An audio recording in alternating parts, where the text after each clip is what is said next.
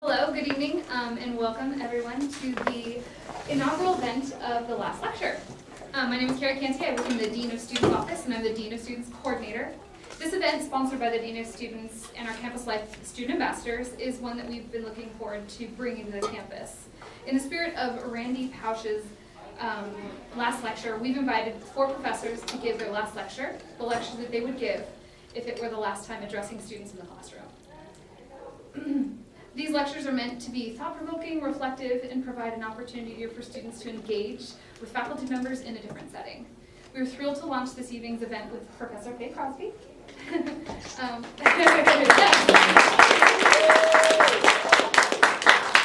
Faye is a professor of psychology and the provost of Cal College.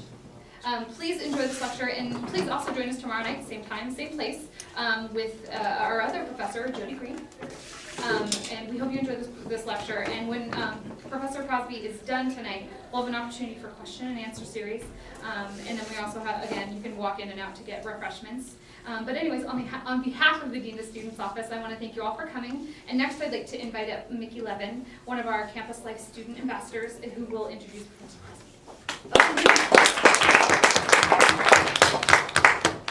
Hi, I'm Mickey. I work for the Office of Campus Life and Campus Life Ambassador. I'm sure our speaker doesn't need much introduction to this room, but nevertheless, that's something great. So, Faye Crosby is a social psychologist specializing in social justice. She's interested in the relation between objective and subjective reality. She has looked at individual attitudes in the context of social change and stability. While testing the theory of relative deprivation, Professor Crosby discovered a phenomenon entitled denial of personal disadvantage. She found that people typically imagine themselves to be exempt from the injustices that they can recognize as affecting their membership or reference groups. Subsequent researchers have replicated Faye's findings. Faye is also a social activist. She has been especially active in the Society of Psychological Study of Social Issues, the International Society for Social Justice, and is the founder of NAG's Heart Project.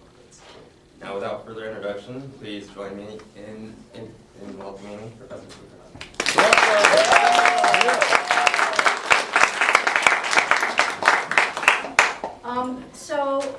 I know it doesn't look good on film to have my cough lozenges out, so I'm hiding them. Right? But this really may be my last lecture. I got a cold, and I got very worried about this. So why am I giving this lecture, and what do I aim to have happen with the lecture? I was very, very happy when I got an email from Patrick Justice, coming from the Dean of Students office, saying, hey, we're looking for professors to give a last lecture, and your name was one of the names of the people that we're contacting. They're going to have 4 lectures altogether. So this, just by circumstance of scheduling, is the first one. And I thought, this is great. I was very flattered. I will do just about anything. If students ask me nicely to do something, I'll feel flattered and I'll do it. But I had a second motivation, which was that I got worried. Randy Pausch, when he gave his last lecture, it wasn't just the last lecture that he was giving to students, it was his last lecture. Randy Pausch had a terminal illness, and that's why it was his last lecture. And so I kind of got worried that maybe Patrick had talked to my physician and knew something that I didn't know. So I thought I'd better show up and find out how much time I have left.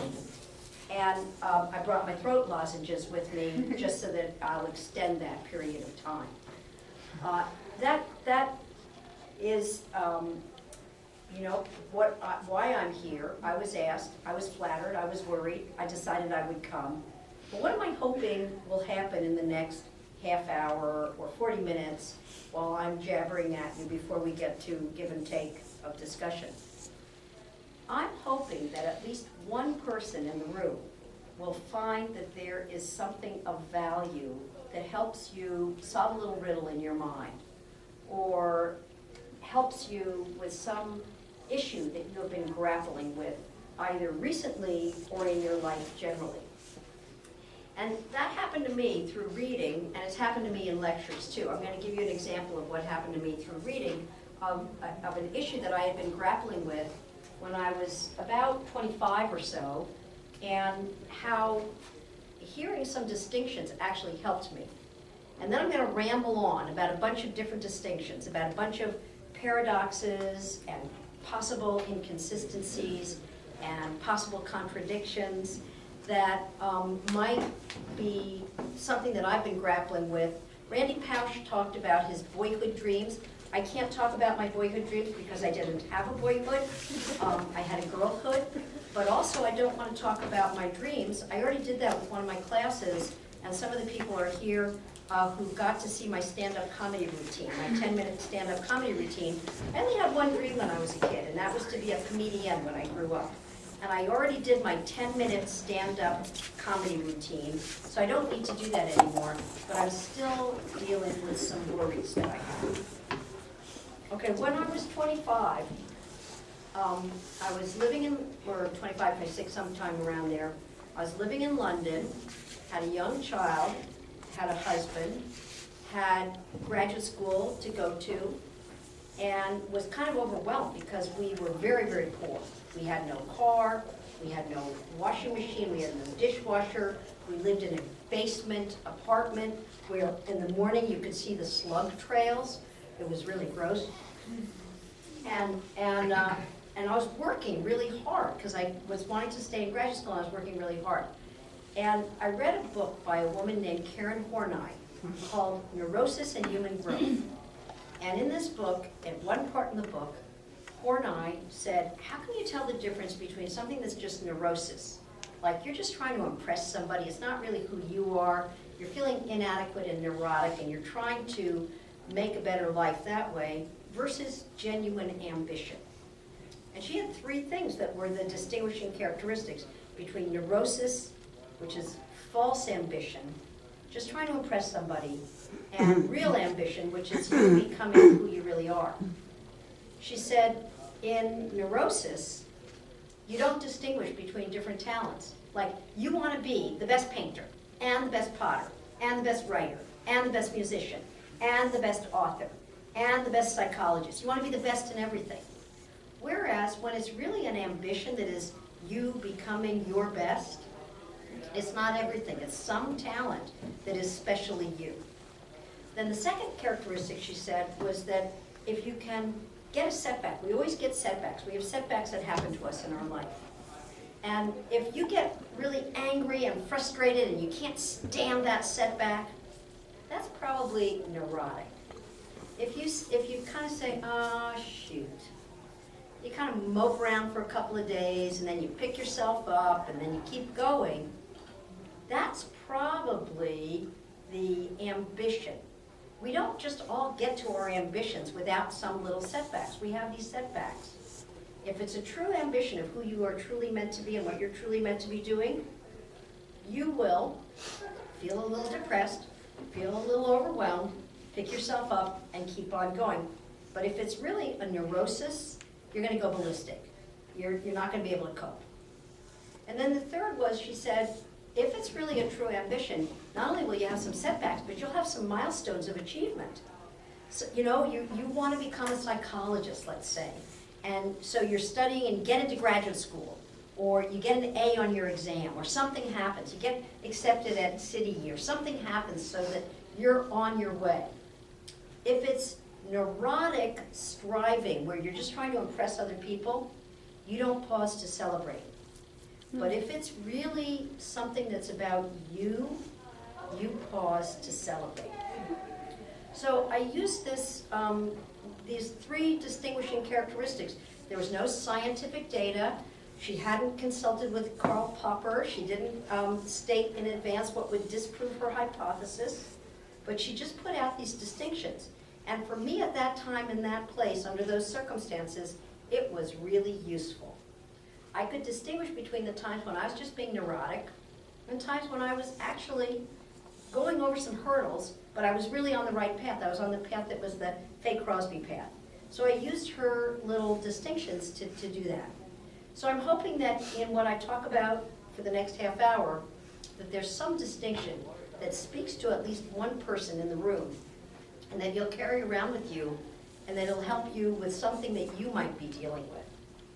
So I'm going to tell some stories. I don't have data, I don't have PowerPoint. It's not like the research methods class. And in starting these stories, I'm going to read from Beatrix Potter, one of my favorite authors.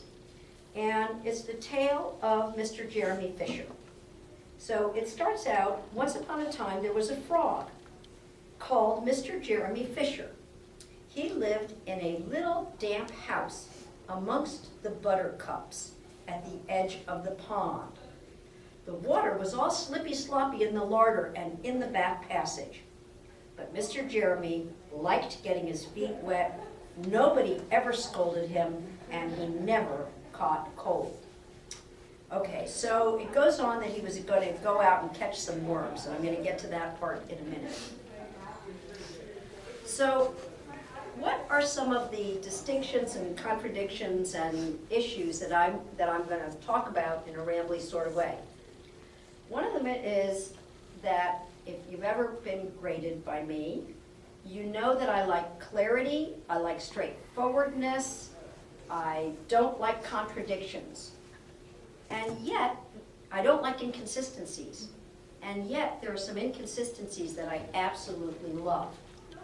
So, I love Escher's paintings, where the stairs appear to come forward and go backwards.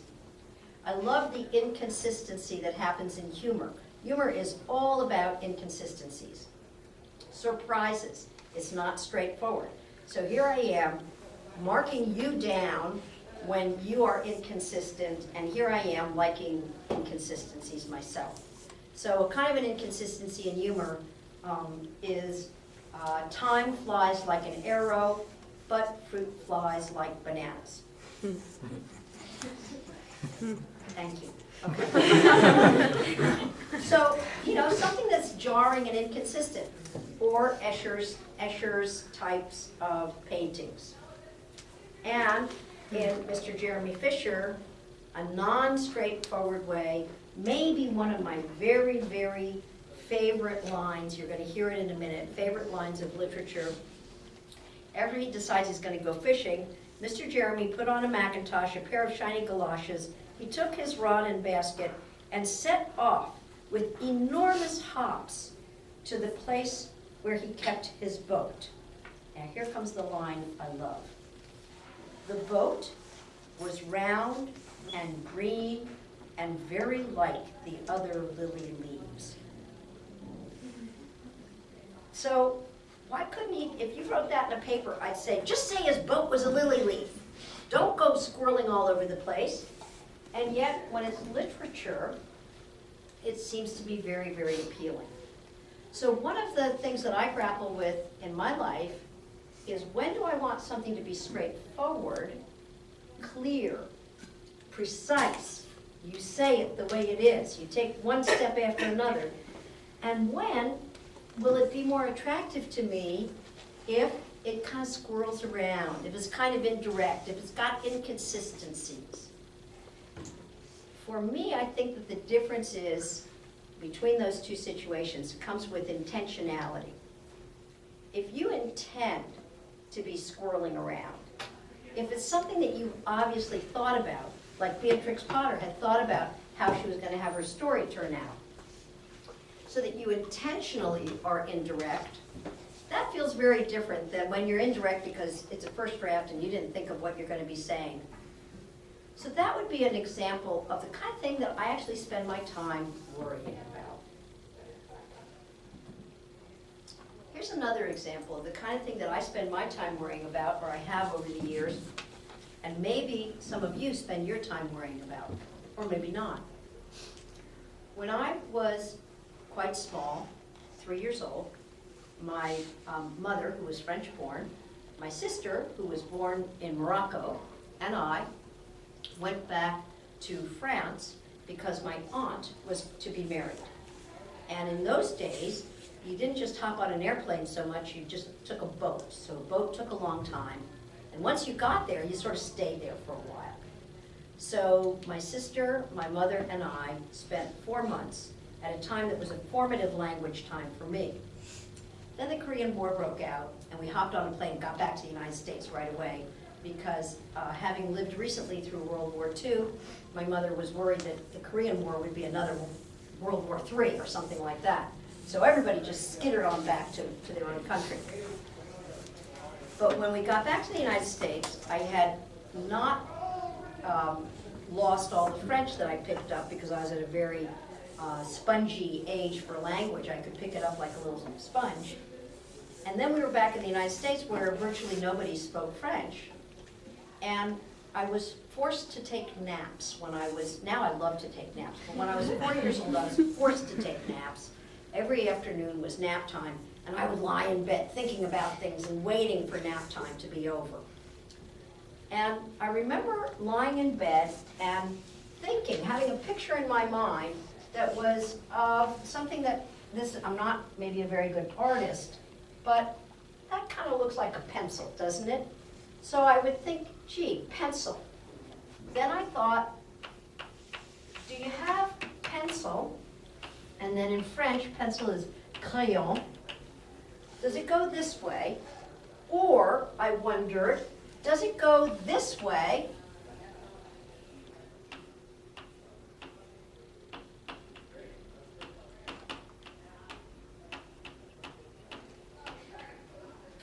And this was a big puzzle to me, because if it goes this way, this meant to my 4-year-old mind that you had different tribes that grew up in different parts of the world, and they had different languages that they created. But if it went this way, it meant that you had a master class that created language, and then they created a sub-language. Or that everybody had this language, and then the really important people got this other language as well. And in my 4-year-old mind, that probably made a lot of sense, because that I knew about words and I knew that they were on the page, but I couldn't really spell them out this way. And that was the age when, if my mother wanted to tell my father something, she, instead of saying, Faye has to go to bed now, she would say Faye, H-A-S, and blah, blah, blah. So that they would spell out things that kept me away from knowing it.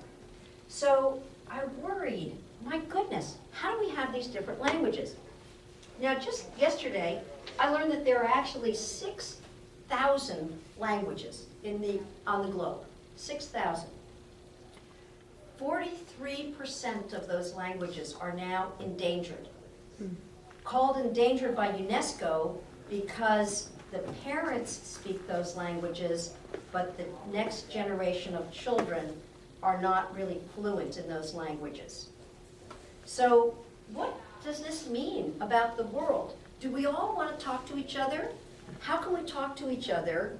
Do we all want one language, or do we want to have our own separate languages? It seems so sad to think that there would only be one language on the whole earth. But that seems to be the direction we're going in. And yet, it seems difficult if you've got the tribe over here that can't talk to the tribe over here because they've got different languages. So this is a contradiction to me. Do I want everybody to be the same, or do I want people to be different from each other? And I don't know how to resolve that one. You should notice, by the way, that part of the reason that we're moving to one language has to do with air traffic.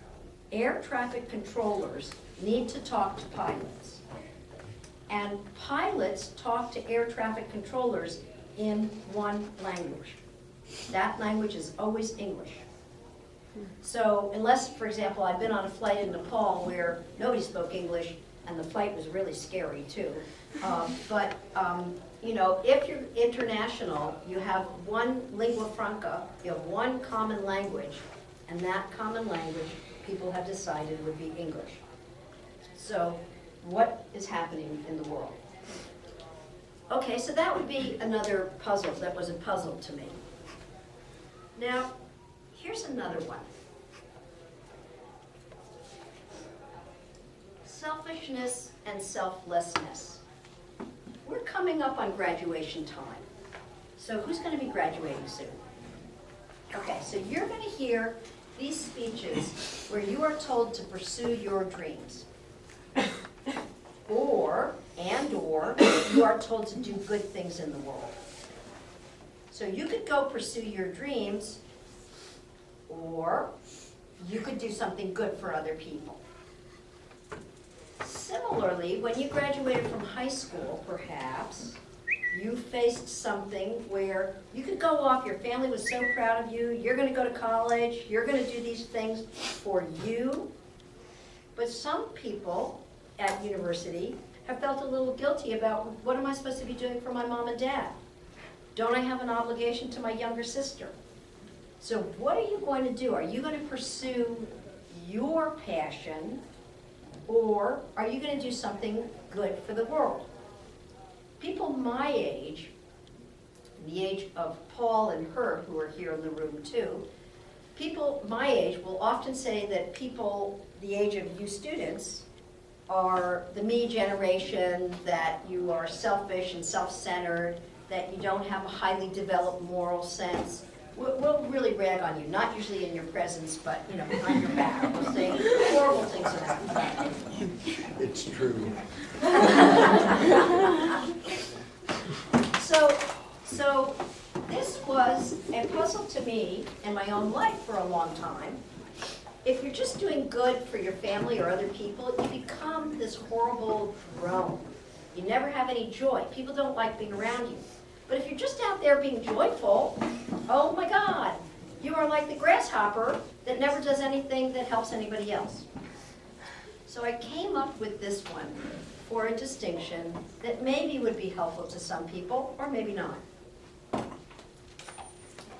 Imagine that you can separate out, I know it's hard to do this, separate out something that's your special talent, separate from some privilege that you have. Now, often when we are privileged, we mistake that privilege for talent. Your parents gave you guitar lessons from the time you were 1 year old, and you got this privilege and that privilege and that privilege, so now you imagine yourself to be a great musician or something. Yes, it's true that privilege and talent can be confused. But I think if you stop and you think about it, you know that there are some things about you that are your special talent. The true ambition part, not the false ambition, neurotic part. And then you know that there are some things that have come to you just out of privilege. And no matter how broke we are, no matter how much we're struggling, we are in the first world. We don't have third world problems. We have long life expectancy. We have generally good health. We generally don't have to eat out of garbage heaps and so on. So everybody in this room has some privilege, and some of us have had, at certain moments, more privilege in certain areas than others. So if you can think in your mind, wow, I've had this kind of privilege, or I've had that kind of a privilege. But then try to separate that from, I have this special talent. This is something that I'm really good at, that I love doing, that makes me feel great when I do it. And it's probably different than somebody else's special talent. Like your sister or your brother might have different talents than you.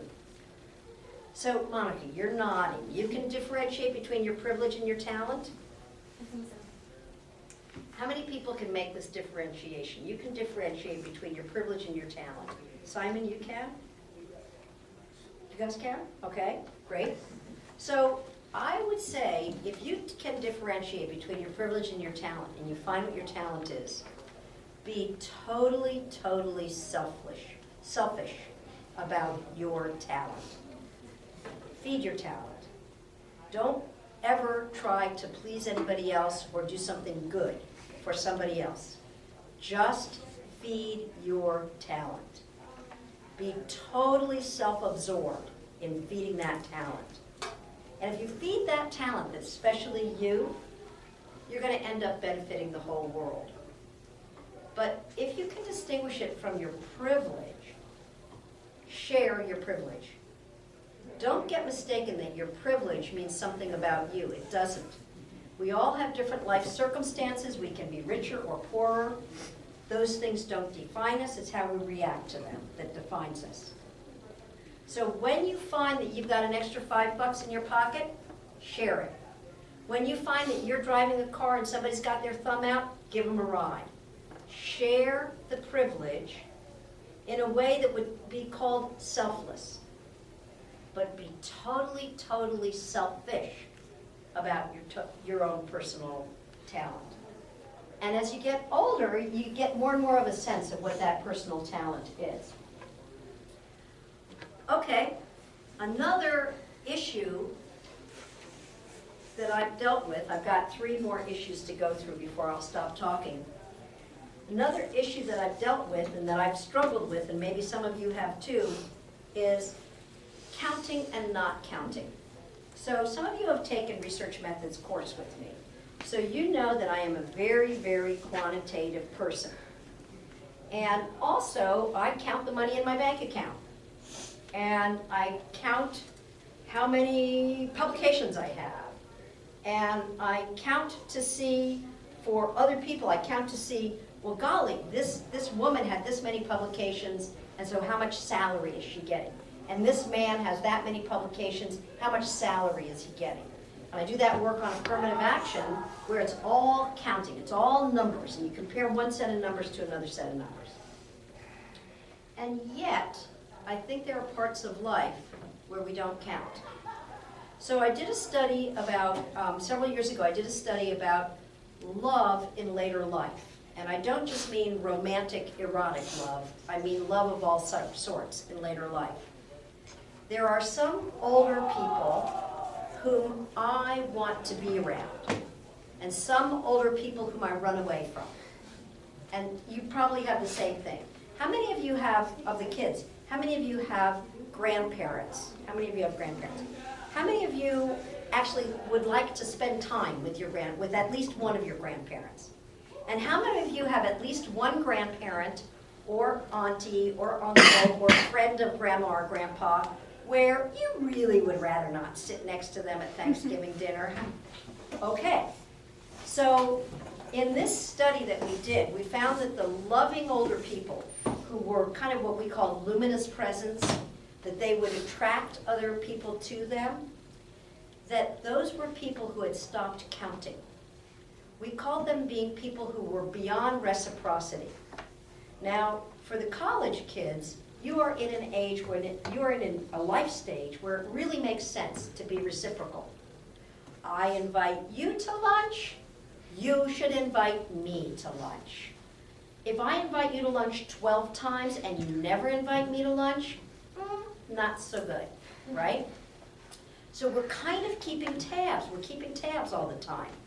We don't necessarily put numbers. We don't put a little chicken scratch in our book, but we're keeping numbers in the back of our head, and that's appropriate at certain life stages. What my research colleagues and I found was that for older people, it was death to keep count still. Now, why is that? Well, when you're 25, if the husband never takes the child to the park and the wife is always taking the child to the park, or if the wife never takes the child to the park and the husband's always taking the child to the park, you're going to notice that there's a power imbalance. But when you're 85, the husband may have macular degeneration. He can't take the grandchild to the park. And if the wife is sitting there saying, well, I took the child to the park this morning, you should take the child to the park this afternoon, it is counterproductive. When you have a long-term relationship with other people around you, and you have differences that have now happened in your abilities to navigate the world, if you're still counting, I did this, you should do that, you still want to be reciprocal, it's horrible. You either live with horrible resentment all the time, or you live with horrible guilt all the time. So we found that these older people in this research study, the older people who were the ones that attracted everybody to them, that seemed loving, the kind of person you do want to sit next to, not the one you want to run away from, were the people who no longer counted, I gave you this, you give me that. That they felt that in the process of giving was receiving. The very act of receiving was itself a way to give to somebody else. Now, if you think about this, cast yourself back to being a little child, And remember when you brought home to your mom or dad that really misshapen little thing that you made out of clay? And look, Mom, you know, this is so great. If your mother said, oh, this is really misshapen, that was a horrible insult to you. And some of us had mothers like that. But if your mom said, oh, this is the most beautiful lump of clay I've ever received, thank you so much, you felt great. So in the older people in our study, those people who couldn't distinguish between giving and receiving, that the act of giving is an act of receiving, the act of receiving is an act of giving, that we found that they were the ones whom we classified as very loving. Other people in their circle classified them as very loving and wanted to be around them. So this led me to feel that much as I want to count everything in life, and if you're in one of my research classes, I make you have numbers, how often do we do chi-square tests, and CT tests, and Pearson's R's, and so on. But maybe we only count what really doesn't count in life. Maybe we don't count love. Maybe we don't try to quantify joy. Maybe there are some things where we can't make that differentiation between the gift and the giver, that it all goes together. So that was another thing that's been puzzling me. When do we count and when don't we? And I've come to saying, I only count when it doesn't really count. If something is truly important to me or to somebody else, that's not something that I'm necessarily wanting to quantify. Okay, another one, next to last one, is powerlessness and powerfulness. So often you'll find somebody saying, oh, so-and-so is so powerful. How do you know when somebody's powerful? What gives you the impression that somebody is powerful? And I came to feel that there were three ways of looking at power, three characteristics of looking at power. One is, I will call that person powerful because they can make my life miserable. They can really, really make me suffer, and I'm going to call them powerful. Another way that I use the word powerful is, that person can bring me joy. That person can light up my day. Okay, that's another powerful person. But the last way to be powerful,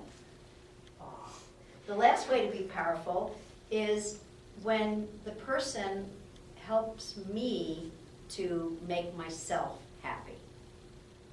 So the first person who can make me unhappy, and therefore they're said to have power, I would actually call that dominance.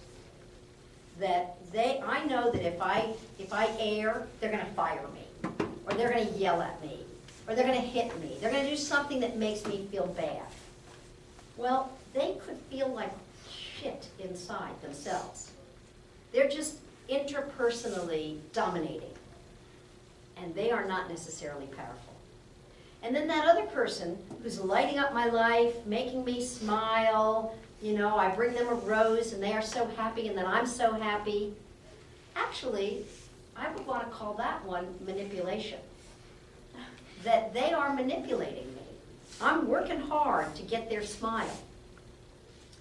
And the only really true power is when I feel happy in myself. And you could empower me to feel happy in myself. I could empower you to find happiness in yourself.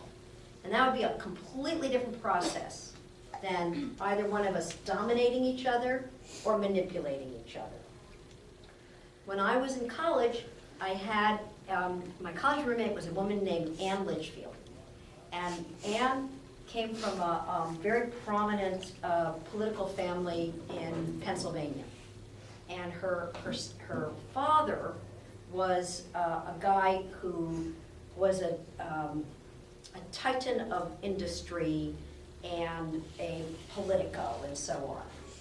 But I felt that Dr. Litchfield was, much as I liked the guy, I felt that he had something in himself where he had to prove something. and I could see him putting people down. So he was very, very clever guy. But at the dinner table, sometimes I would see him reduce somebody to being less than. Anne's mother never, ever put anybody down. I never heard her put anybody down. And people who had visited their home would come away saying, oh, I didn't know I was so brilliant.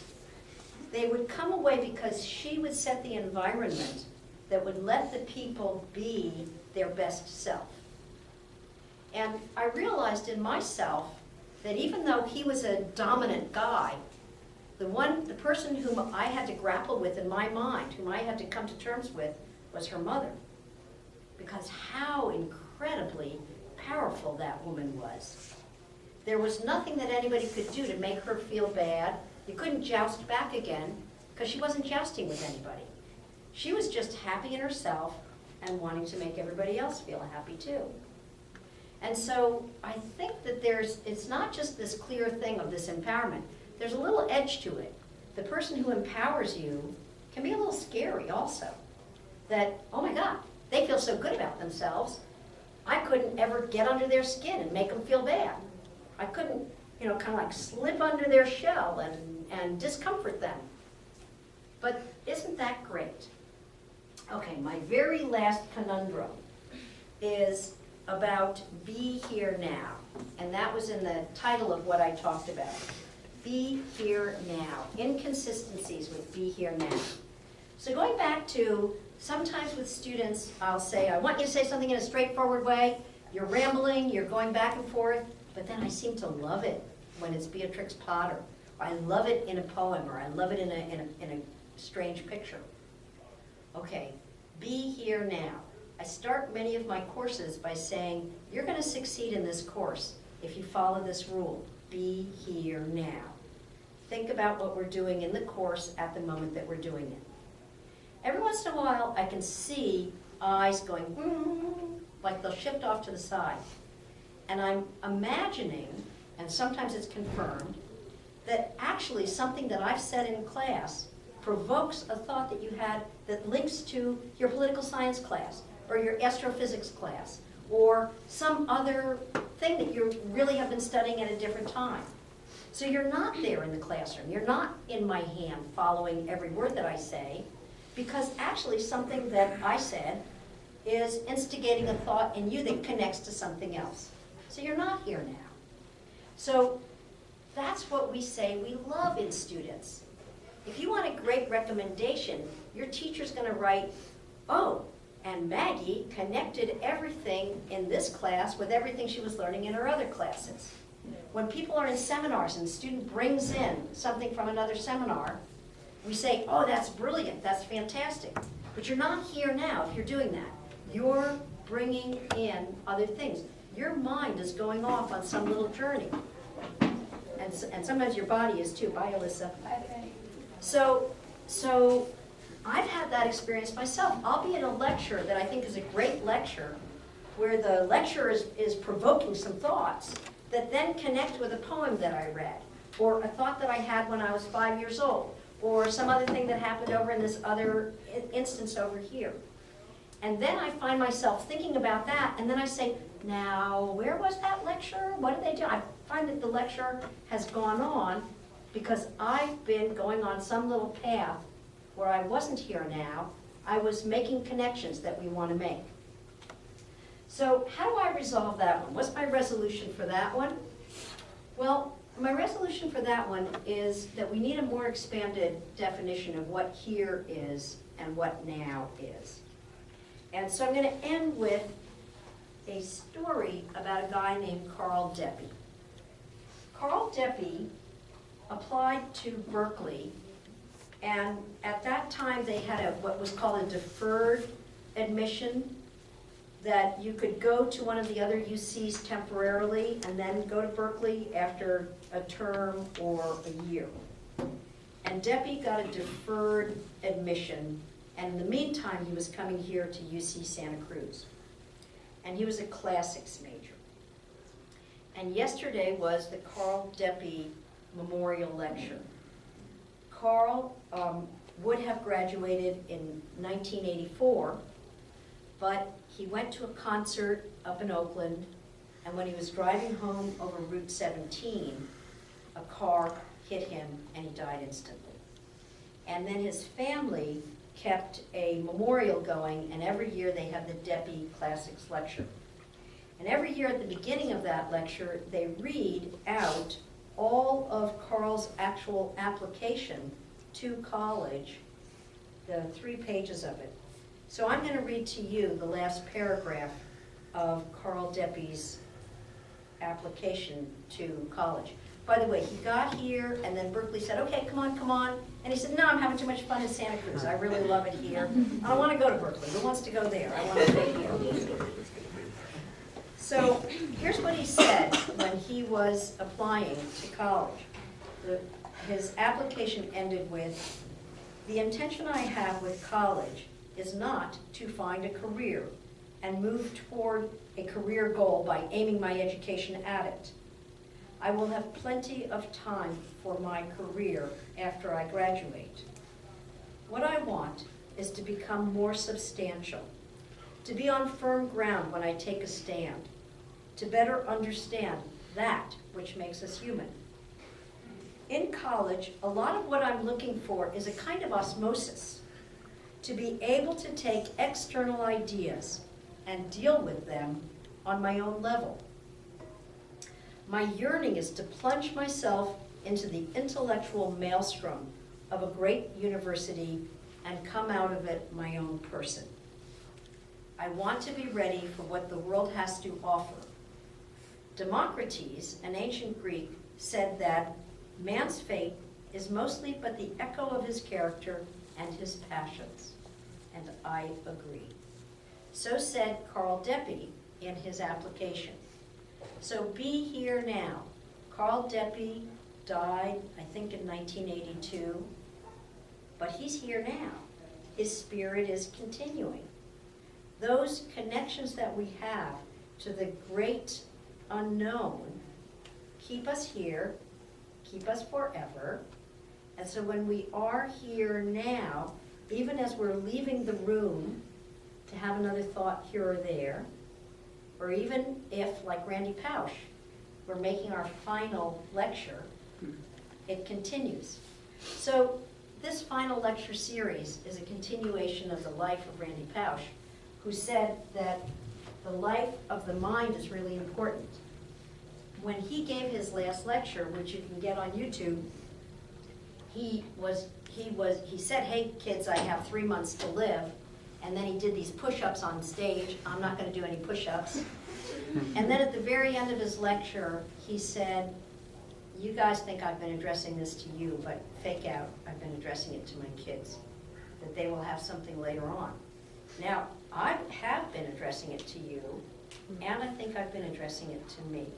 So I hope you found something, some little nugget that is useful to you as you ponder life's questions, becoming the people who you're really going to be, and finding that part that's your special talent that you're going to develop. Thank you very much.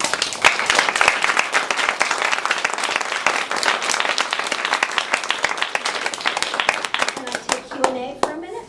Yeah, I was just going to open up the floor. Please. Okay. Any comments? Actually, what you said about, sorry, you said something like about the mind being sort of a continuation of, oh shoot, how do I explain this? That being here isn't necessarily being physically here. It's about being able to connect with other people and other ideas. And I just remember this one time in choir when we were singing a Percy Shelley poem as a song. And the teacher said that we were singing it very solemnly, very sort of mournfully. And that it wasn't supposed to be mournful, even though it was about death, because the whole point of the poem was that you don't die as long as somebody remembers you or one of your ideas. That's cool. And then did you revise it to be more joyful? Or did you stay in your singing lugubrious? we cheered up a bit. The music was pretty slow and in a minor key, so it's hard to do that. But that's a great connection. That's right. That's the connection I think I'm groping for too. Groping towards. Yeah. You said, quote, and I just would ask you to repeat it for me. Man's fate is something, but something his passions or something? So I want you to make a distinction. I don't know which part you're talking about exactly, because man's fate was in the decade thing, but is that where you're talking? It might have been, yeah. Okay, so, okay, let me read that passage again, okay? So, he says,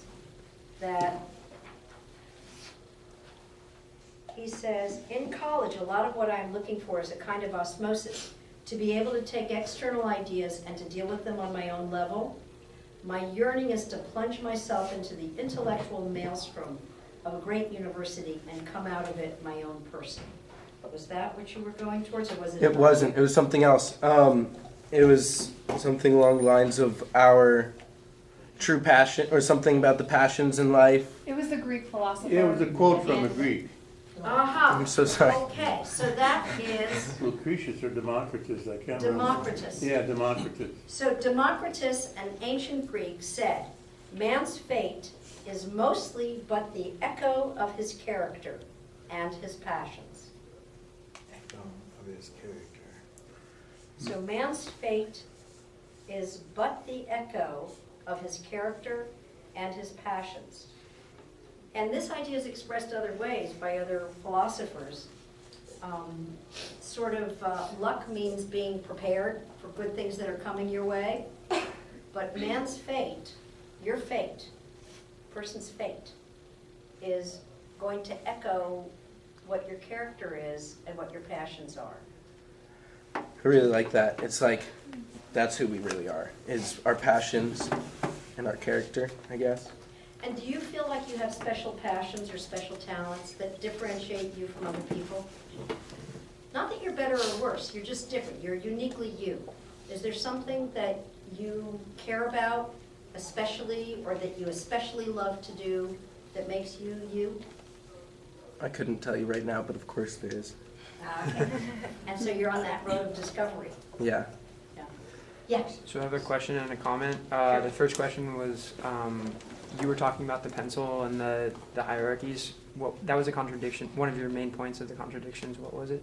So this is for me a problem that I haven't. I'm still trying to resolve it. You know, 63 years later, I'm still working on this problem. Okay, so this is a reality. This is something you could actually touch. It's yellow and it's got graphite at one end and an eraser at the other end, isn't type. And then you've got a word in English, pencil. And you have a word in another language, crayon. So how did this happen? I mean, how can we have these different words for the same object? And then I thought in my 4-year-old mind that maybe it was just that everybody made a synonym in this other language, made a synonym for something that was in the master language. So, you know, it's a contradiction. I don't quite penetrate the mystery of that. Yeah. Me again. I had someone tell me recently that there was 5 root languages that all the other languages in the world came out of. Wow, so 5 root languages leading to 6,000 languages? Could Yeah. be. Could be. But then do we see the world, do we experience the world differently if we have a different language structure? So, for example, if you are speaking German, anybody here speak German? I'm taking German right now. Okay, and Paul, you speak German, right? Little bit. Some. So, you know, you have these nouns that go on forever because the noun is a compound of many, many things, and you put your verb at the very end of the sentence. So do you think differently if you're thinking in German than if you're thinking in English? Does reality feel different to you? How many people, I bet that there are a lot of bilinguals in here. Okay, so what are your 2 or more languages? I speak Filipino and I speak English. Okay. So I have the same problem. So I can give an example, like going up the stairs. In Filipino, since we were a protectorate, we incorporate both English and Filipino in our language extensively. However, we don't incorporate some of the idioms that English speakers, like native English speakers use. So when it comes to like going upstairs, we would say go up, like, well, in Filipino, but we would use the word rise, like you rise. Aha. And then when I first got here in America, like 2004, I knew I had to change many words, because this is very common for Filipinos to have like an English that we made an idiom as an English language that wouldn't make any sense for Americans. So like whenever I think of like when I first got here, whenever I think of like going up the stairs, I thought like go up, not exactly like, it's weird. I think of like rise as in rise, but. So you're gonna float up the stairs, that Yeah. kind of thing? So your world feels different when you're thinking in Filipino or Tagalog? I would say like when I was here first, because it seemed very apparent Mhm. that there are totally different perspectives, totally different perceptions of reality. Different perceptions of reality mediated by these words, these different languages, and the words being related to each other in different ways, the syntax being different and so on. So is there an underlying Platonic reality that we get some kind of grasp on? Or are we all just walking around with our own realities? Or do we have multiple realities going on? Like when so anybody who has lived in different places, do you sometimes feel yourself to be a different person in one place than another place? One of my cousins one time, I was living in France, and my cousin came to my apartment, and he was not used to ever hearing me speak in English, but I had gotten a telephone call coming in, and I was speaking in English on the telephone. And he said, "Who are you? You're a completely different person. Like your body language is different, you look like a different person. You are a different person when you're speaking English than when you're speaking French." And you probably felt yourself to be one person when you first arrived, and you were. Yeah, I mean, even up today, I've been living here for like about 10 years now, and like because in Filipino culture, it's like when you're older, like in your 20s, you still stay with your family, right? But since I've been here, I've been like hanging out with different people, I've been traveling a lot, and I've just been going different places, and like it still feels very weird for me whenever I meet someone and they've been like traveling everywhere, because they're never settled somewhere. So it's a kind of a different reality, a different. Maggie, you were going to say something. Oh, I kind of have like a German example, like when they like say things like, we would say like my arm hurts, but when they speak a sentence, they would say like the arm hurts to me. Right. And like it's just, I Right. don't know, it's just. Or, for example, in English you say, "I am 60 years old," and in French you would say, "I have 60 years old." And it's different. It's like you happen to have this age, this accumulation of years, but it's not who you are. Just like your arm hurts or your arm has some pain. Paul. So the Greeks solved it by thinking that Greek was the universal language. And everybody else who didn't speak Greek was a barbarian. And that's how they distinguished themselves from the barbarians. And they were right as far as I'm concerned, because they discovered universals out of the Greek language. They thought their language was uniquely adapted for understanding reality because of the rational structure of reality, which their notion of logos, which is the language that grasps reality, was Greek. And in the book Outliers, the author, whose name I'm temporarily spacing on. Malcolm Gladwell. Yep, said that Mandarin is uniquely positioned for doing math. And he has some good evidence to back it up. So we may have certain facilities that grow in us given the language structure and the different ways that languages operate. Yeah. Yeah. You were talking about if there were different ways of thinking, one in each language or a Platonic one. Professor Jim McCloskey in Linguistics ADC really argues that there's one master language that isn't necessarily a language. And his evidence to back that up is people all the time have dreams where bilingual people or multilingual people have dreams where they'll remember the conversation, but not which language it's taking place in. Interesting. Okay, so here's a personal anecdote that you don't really need to know, but that year that I was living in Paris after college, the man who became my husband, my then fiancé, we'll call him, would come and visit me in Paris, and it drove him crazy that I have a habit of speaking in my sleep, and I would speak in French, and he doesn't speak French. So he didn't know what I was saying. He knew I was saying something that was very revealing, but he didn't know what it was. So, but I wouldn't have remembered whether I was dreaming in French or dreaming in English. So, yeah. Okay. I had this professor in my graduate study, Dr. Ewing. She talked about your schema and how you just have this big Rolodex in your head, and you file it in that area. So if I were to say, talking about being conscious when dreaming, or in the way that you dream and how language is interpreted during that, it's all a part of the same file. You just have different parts that help you identify that. So that would be, you got this Rolodex Exactly. here. It's along the same line. And then yeah. Right. They mean the same thing. They have different ways of speaking, but at the same time, it's still part of the schema, and your schema inevitably becomes who you are.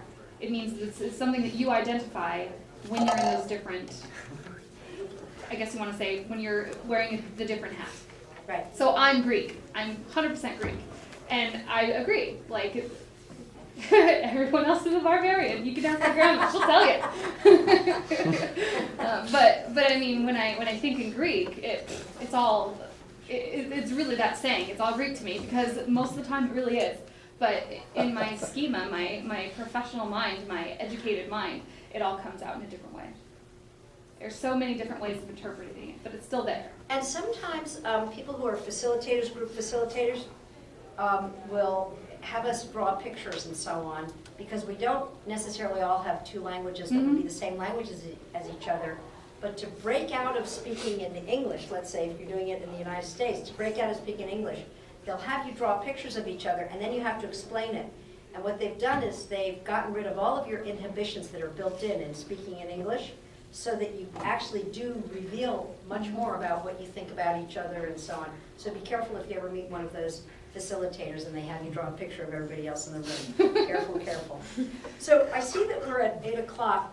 How about one last comment, and Simon? Or two last comments then, two last comments. So if the language shapes the thought, like Mandarin being suited for arithmetic, and the Greeks thinking about things differently than part of the language, so maybe it's not either of those diagrams. Maybe it's more like the first one upside down. Pencil and crayon both feed into the object. Ah. Wow, I'm gonna have to stand on my head to get that. That is so deep. So they could be that they're feeding into the object, and I see the object differently because I have a different label for it. And in fact, there were some studies done where they asked people to remember something, and it was a picture like this. And they said, for some of the people, it's a window with a curtain, and for other people, they said it's a diamond in the middle of something. And then afterwards, after an hour or something, the people who thought it was a curtain remembered it like that, and the people who were told that it was a diamond remembered it like that. So having the words actually mediated what their memory was of the thing. So that would be consistent with your theory that it's going the other way around. Okay, one last comment. You were talking about the different ideas of what makes someone powerful, like there are three of them. The first one Dominance, manipulation, and empowerment. And the third one was the one that you thought was kind of like real power, right? So the third one is like basically you have someone who's able to make you make you feel happy within yourself, kind of. Is that Well, the third power, maybe not, yeah, I don't think I explained it very well. So the third one is the person who is just really happy. So if I'm spending all of my time making Serene feel really unhappy, I might feel like a jerk inside. I might feel really small and terrible. Or if I'm spending all of my time making her smile and so on, I'm manipulating her that way, I still could feel very terrible inside myself. If I'm really happy inside myself, I might not even care. I might not even notice that she's in the room. But if I can be interpersonal and I'm feeling really good in myself, chances are that my relationship with her will be that I want her to feel really good in herself. And I want her to have the tools that will make her feel really good. So I'll over-exaggerate. Think about the case where it's the horrible, horrible mom who hits the kid, right? And the kid is completely uptight about the horrible mom. Or it's the mom who's always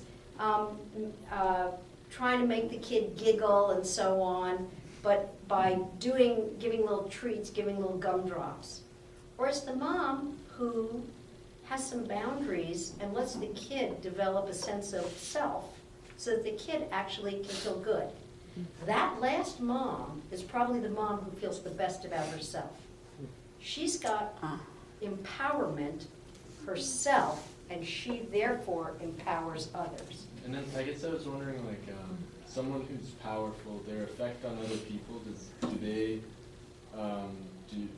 you think, like, they're powerful because they make other people feel dependent on them?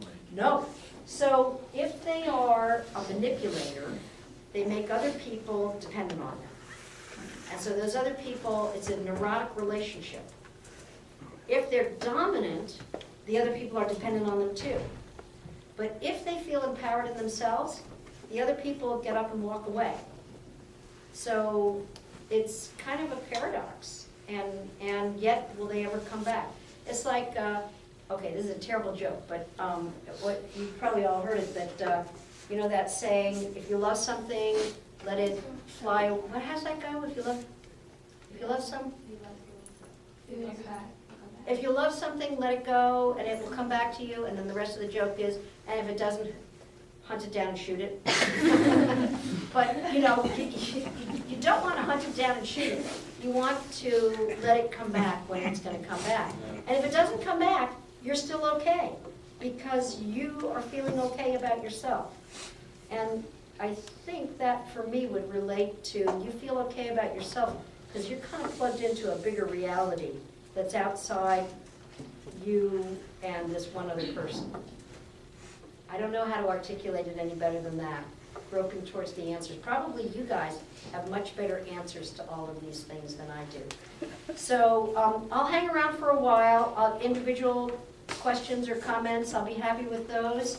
And we have something for you. Oh. The Dean of Students office wanted to give you this. You can hang it somewhere in your wonderful house. Whoa, this is beautiful. Thank you very much. Everyone, please.